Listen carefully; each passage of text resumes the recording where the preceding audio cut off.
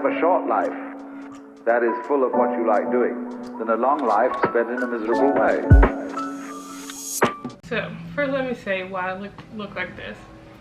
This morning, I spent so much time putting this wig on, curling it, styling it. I felt like I looked so cute. We went to like this black food truck thing in Charlotte, went to a soccer game, and when I kid you not, I sweated my wig out, like the curls is gone.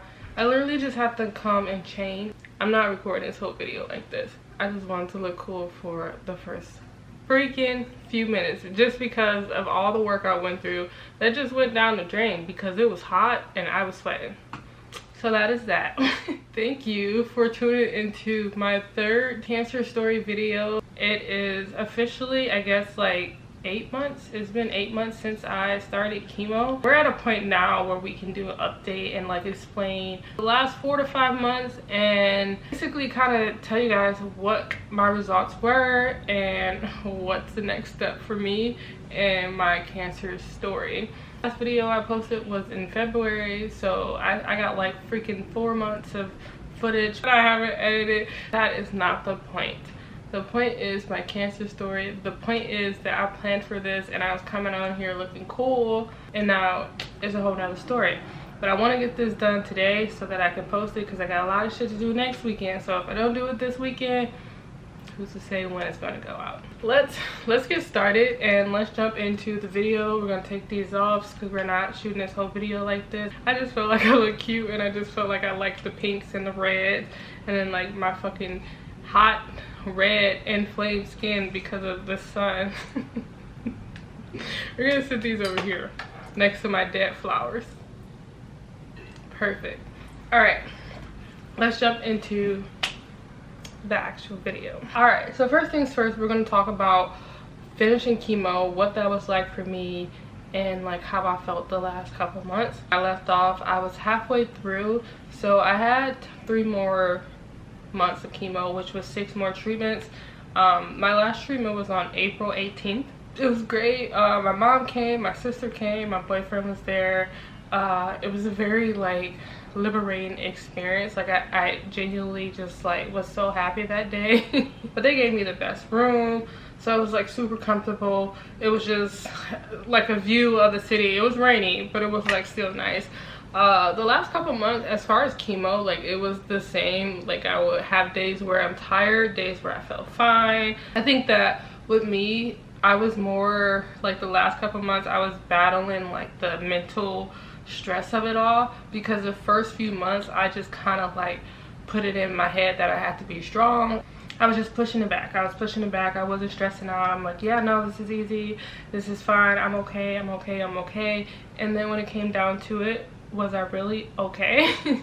So the last 3 months, it was for the most part, I think I dealt with the mental stress of chemo, the overwhelming sensation, just like not knowing what to expect. I was so used to going to the doctor, so to me it was just weird trying to battle that, you know. I was kind of trying to figure out like what would life be like, what would happen next. I wasn't gonna have that safety net of like going to the doctor every 2 weeks, and I think that overwhelming sensation is what kind of like made the last couple months more stressful for me mentally. And like I was just kind of like I was afraid.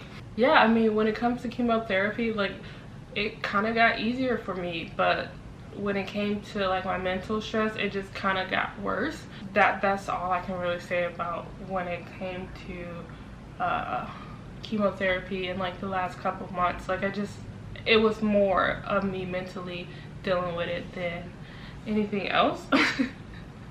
So yeah, let's move on to the next part. All right, so next here we're gonna talk about my results, which I'm pretty sure if anyone's watching this video, this is probably the part that you were like the most curious about. You want to know what happened, like everything. So let's go into that. So after my last chemo infusion, I had to wait 6 weeks before we do my PET scan. So 6 weeks was on 5/25, so May 25th is when I went to do the PET scan, and then I saw my doctor on June 2nd. Cause during the month of May, I'm not lying, I wilded out. I kind of just like took life as it was. I went out, we went to Virginia. I fucking got COVID. Like, I did a lot, but not a lot. Like, I wasn't out here wilding like that.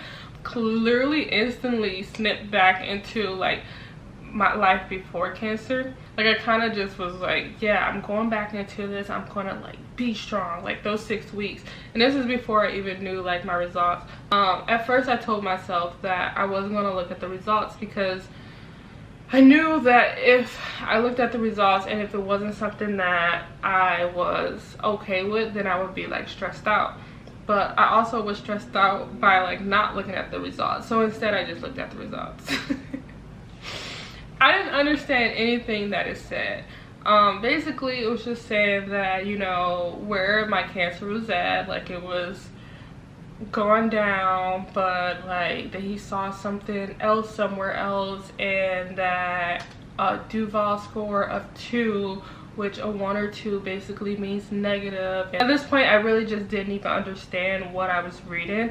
I kind of was just like, okay, I'm still at the same point I was at before. Now I just need to go to my doctor and figure out what these results actually meant. So the big reveal, I'm still in remission. But what happened is that they saw 2 like lightly reactive lymph nodes in my neck. They saw 2 lightly reactive lymph nodes in my chest area. They're not the same lymph nodes that they were. My doctor told me that, you know, this could just be a reaction to the chemotherapy, or it could be cancer. He couldn't tell me for sure just by a PET scan.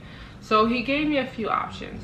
The first option, I could wait 2 months, and then after the 2 months we run another PET scan to see if those lymph nodes are no longer reactive. Or the only way to be for sure is to test the lymph nodes, and then we'll be able to see if it is or if it's not. And to test it, we would have to do another biopsy, a needle biopsy, which is something that I had before. I opted in for the biopsy thing because I didn't want to wait 2 months. Like, if it was, then it's like I just like had 2 months of my life where I'm just sitting here where I could have been getting this treated.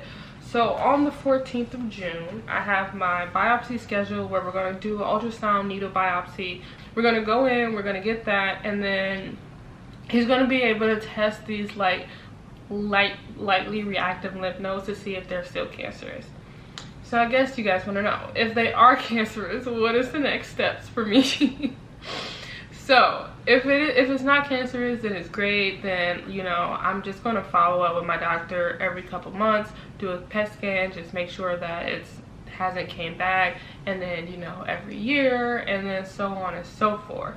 But if it is cancerous, I would have to do radiation. I kind of talked about this before in my last video, that like each person treatment is different, so I can't really say what one person would get and what another person won't get.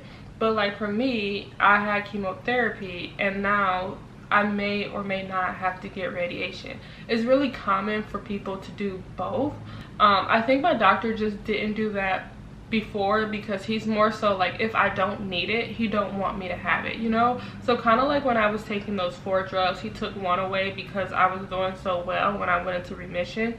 It's like, if I don't need this, he don't want to like give it to me, which I am like appreciative. Everything that you do has risk. So chemotherapy has risk, radiation has risk, all these things that I'm taking or doing, it all has like risks and side effects. So these risks, he can prevent them. If I don't need them, then that's kind of like where it's at. I don't know. Obviously we have to still do the test next week. Then we'll figure out where we go from there, and I'll keep you guys updated. But I don't know what like it would be like. I don't know what my radiation treatment will be if I still have it. I just told myself that I'm just going to be prepared for whatever comes next, you know? I'm continue to fight and do what I have to do. I just been living my life literally as if I'm cancer free, you know, like as if I want to. I don't want to continue to be afraid and scared to do things because of whatever, you know? But yeah, so that was basically my PET scan results. I am in remission. They did find something that was odd. Nothing to be alarmed about, because whatever it is, we're gonna figure it out. It's perfectly normal. And yeah, so move on to the life updates, what I'm going through now, how I felt, all this other crap. And yeah, let's move on to the next part. So, life updates. I think I want to start off with the fact that I am now in therapy, just because I kind of talked about this at the beginning. Like, the ending part of my chemotherapy or treatment was kind of the hardest part for me. Getting overwhelmed with like trying to balance life, balance work, balance medical, balance finances, just everything. And then on top of that, I started to, like, maybe it's called derealization, something like that, but life started to feel not real to me. Like, it just, I don't know how to explain it besides the fact that I just felt like it was fake. Like, I would look at people and be like, this is a joke.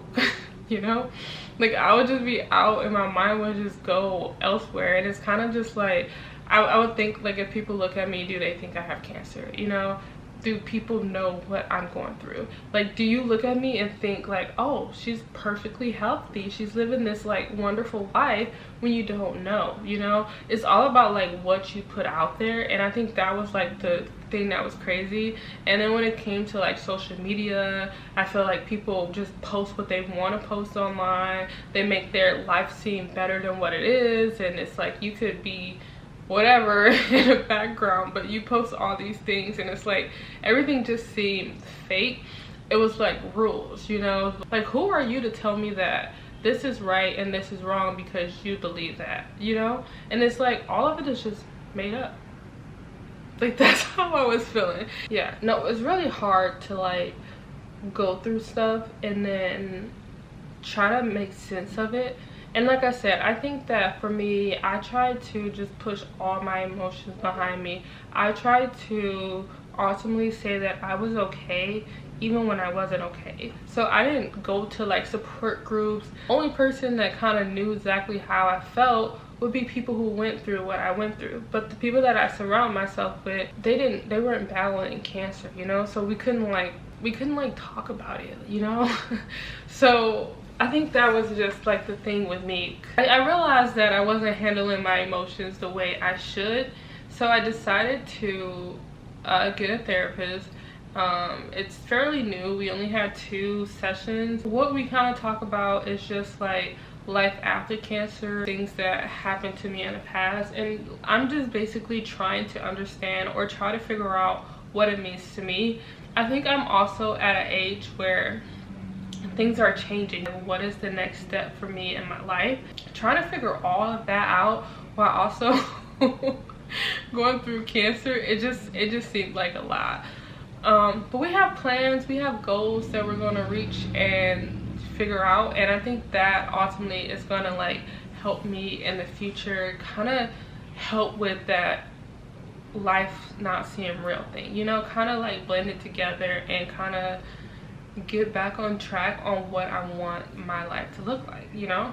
That's therapy, and that's my brain, and that's what I go through. I'm sure you guys kind of want to know about like what chemo things affect me like after chemotherapy. Last one was April 18th. It's almost been 2 months where I have not been on chemotherapy. What changed, you know? I talk about being fatigued a lot.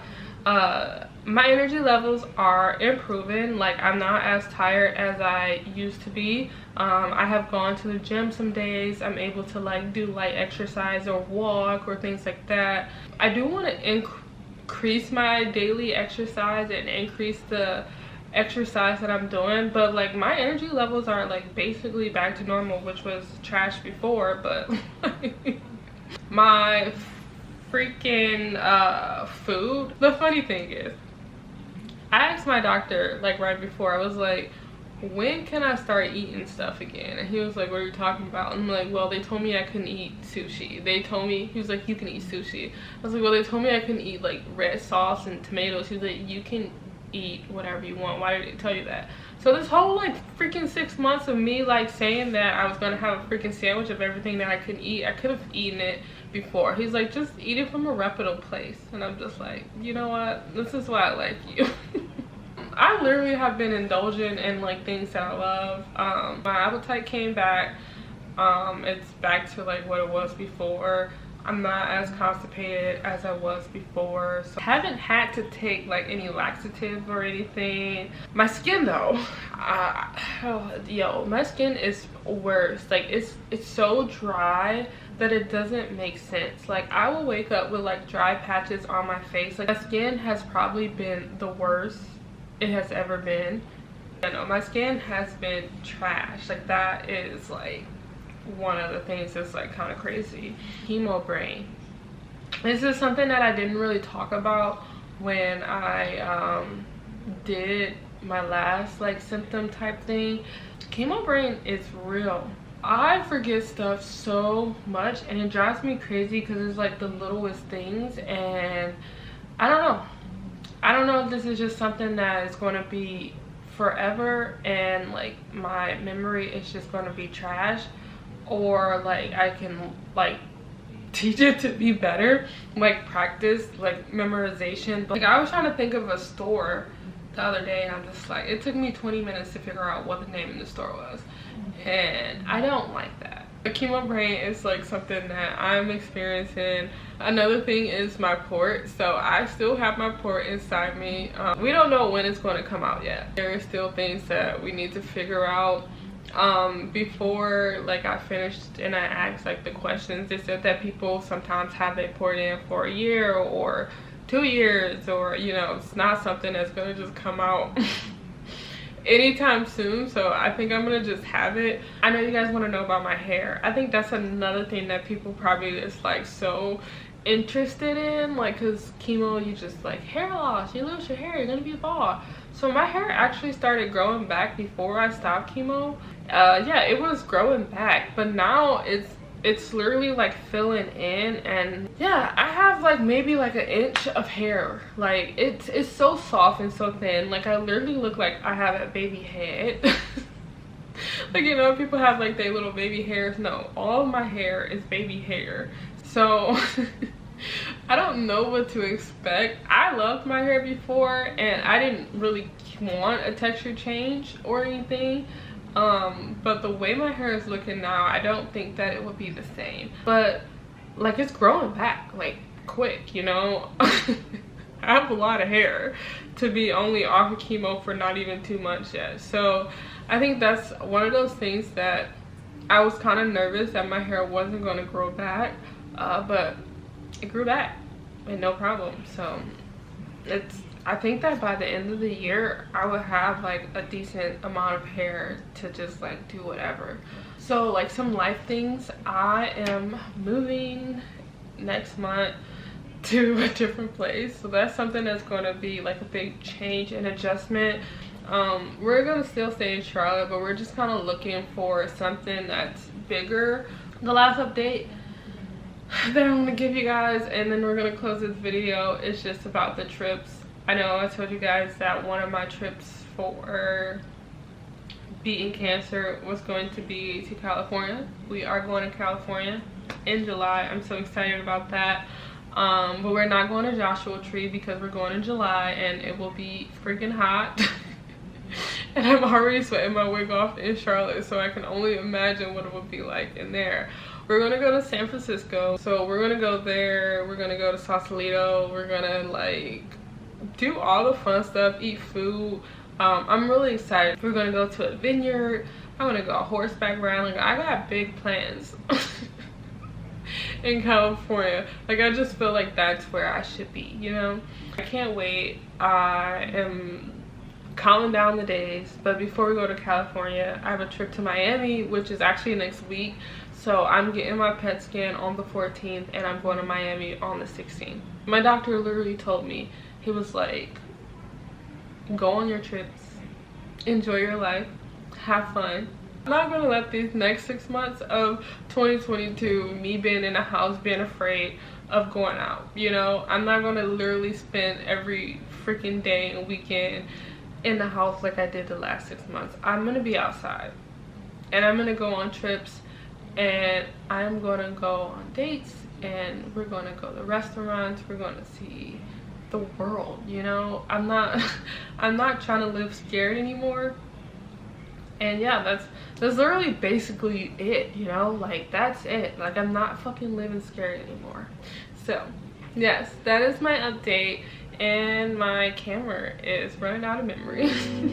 So this is the end of the video.